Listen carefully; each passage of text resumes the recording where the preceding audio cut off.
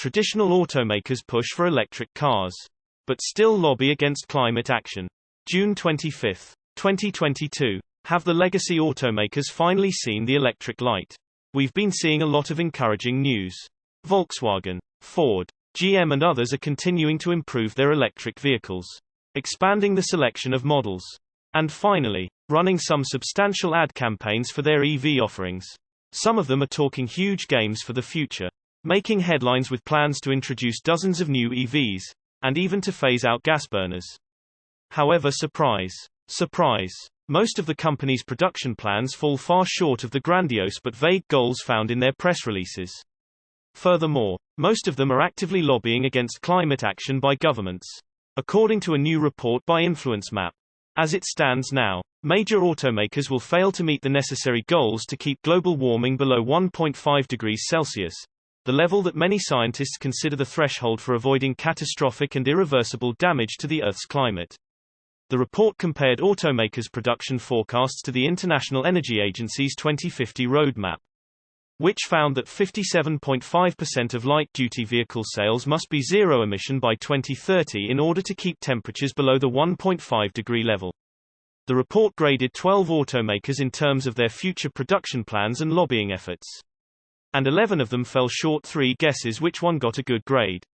Current industry production forecasts may even put the world on track to exceed 2 degrees Celsius of warming.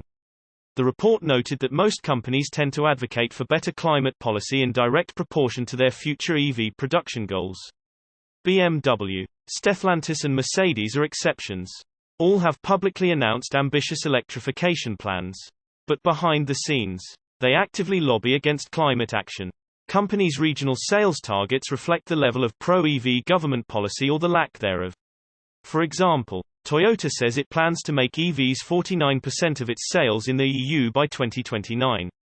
But in the US, where federal climate policy is far weaker, the automaker predicts that only 3% of its sales will be EVs by that date. Automotive industry lobbying groups consistently oppose climate action by governments. And every automaker named in the report, except Tesla, participates in at least one lobbying group that is actively fighting against anti-pollution regulations. Source reposted and summarized from Charles Morris at Avanex. My take: it looks like the traditional OEMs are trying to suck and blow at the same time. If they really cared, they would drop the ICE cars and go 100% electric. Tesla's stock upgraded on strong competitive advantage. June 25, 2022. Despite the current economic turndown and a tough quarter for Tesla according to Elon Musk, one analyst upgraded the company's stock recently, citing favorable positioning. The analyst posits that Tesla is set up well for both the short and long-term markets, largely due to its early focus on vertical integration. RBC Capital's Joseph Spack upgraded Tesla's stock to outperform, saying that the electric automaker has a more favorable near-term setup. According to MarketWatch, Spack also noted that Tesla's vertically integrated model will give it a competitive advantage in the mid and near term. For the second quarter, most analysts expect Tesla to deliver around 279,000 units. Says Spack, with industry buy-side estimates as low as 250,000 units. Spack is forecasting Tesla to deliver 249,000 units, with room for an upside to the estimate if Tesla's Gigafactory Shanghai are fully operational again, as detailed in some reports. In addition to deliveries, Spack says Tesla could expect to see a margin upside in the second quarter and in the back half of the year, despite expectations for delivery decreases from the first to the second quarter. With price increases, Tesla could see up to a 3% boost in average selling prices. Given the pricing actions Tesla has taken a while back but not been able to realize as they have been working through their backlog. To be fair, most automakers have raised their prices. And while the move may not benefit buyers, it may help Tesla make it through the current economic period as inflation ravages raw materials. Demand for Tesla's vehicles is still high. Though, at the time of writing, U.S. Tesla orders of the Model 3 RWD and AWD long-range variants have an estimated delivery of September to December, while the Model Y long-range variant has an estimated delivery of January to April of 2023.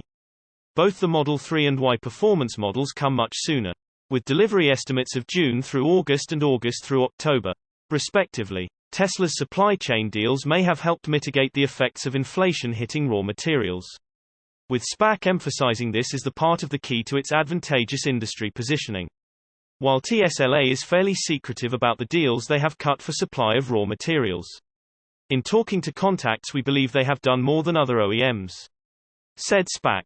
The company's early focus on vertical integration, not just batteries, raw materials but also motors, semis, software, is likely to pay off.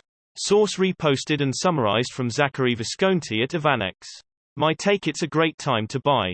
Tesla stock is on sale right now. Tesla Giga Shanghai to complete Model Y and Model 3 line upgrades early August. June 25, 2022. Tesla China is going for an annual output of 1 million cars per year.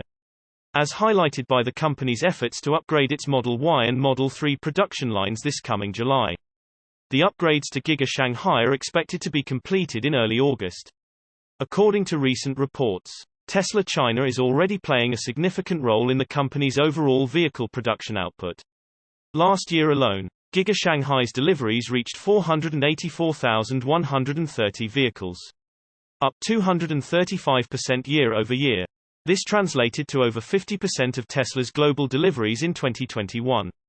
Citing individuals reportedly familiar with the matter, Bloomberg noted that the upgrades to Gigafactory Shanghai are expected to improve Model Y production to about 14.000 units per week. Tesla Model 3 production, on the other hand, is expected to increase to 7.700 vehicles per week. Prior to the recent round of COVID-19 lockdowns in China, Gigafactory Shanghai was reportedly producing 11,000 Model Y and 5,500 Model 3 per week. The publication's sources noted that eventually, Tesla China is planning to hit an annual production rate of 1 million units per year. The upgrades to Gigafactory Shanghai will reportedly be performed in stages. The Model Y line will reportedly be upgraded first, with the company halting most production of the all-electric crossover during the first 2 weeks of July. The Model 3 line's upgrades are expected to take place for 20 days starting July 18. This suggests that by early August, the upgrades to Gigafactory Shanghai will likely be completed. And while Tesla China would lose a significant amount of vehicle production in the third quarter due to Giga Shanghai's upcoming upgrades, the improvements in the facility should allow the company to produce an impressive number of Model Y and Model 3 for the last 2 months of the third quarter. Source reposted and summarized from Simon Alvarez at Tesla RT. My take: one small step backwards to take one giant leap forwards. Tesla Model Y is leading Norway's EV sales. June 25, 2022. The Tesla Model Y is a force to be reckoned with, especially in Norway, which is widely considered the leader in electric vehicle adoption worldwide. This month, the Tesla Model Y is establishing its dominance in Norway.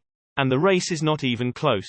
As per data tracked by elbilstatistic.no, the Tesla Model Y has firmly established itself as the best-selling electric car in Norway. This June, about 1768 Model Y has already been registered in the country, putting it far ahead of the competition. The Model E's dominance could be seen in the vehicle's sales this year as well, with 5,434 units registered. A look at the partial EV sales in Norway this month shows that the Model Y is distancing itself from its closest competitors. The vehicle, for one, has now outsold the top 6 to 10 best-selling electric cars in the country, such as the Audi e-tron, Polestar 2, and Ford Mustang Mach-E combined. The Model E's year-to-date performance in Norway is particularly impressive since sales of the all-electric crossover dipped significantly in April and May. This was likely due to the challenges faced by Gigafactory Shanghai, which was shut down for several weeks in April due to China's stringent COVID-19 measures. The fact that the Model Y could still maintain its lead in Norway's EV sales this year despite the challenges Tesla faced this quarter speaks volumes about the vehicle's strength in the country's automotive market. Norway, after all, is one of the most saturated countries for electric cars in the world. So the competition is steep. Norway is extremely EV-friendly, with drivers of electric vehicles enjoying several perks such as free access to road ferries and reduced taxes if they purchase e-Versus. It was then no surprise that in April, EVs comprised a whopping 86% of all car sales in the country. Vehicles like the Model Y and the Volkswagen ID.4, which tick off numerous boxes for consumers due to their crossover nature. also proved very successful. Source reposted and summarized from Simon Alvarez at Tesla RT. My take: Norway is just ahead of the curve. Soon it will be like this everywhere else.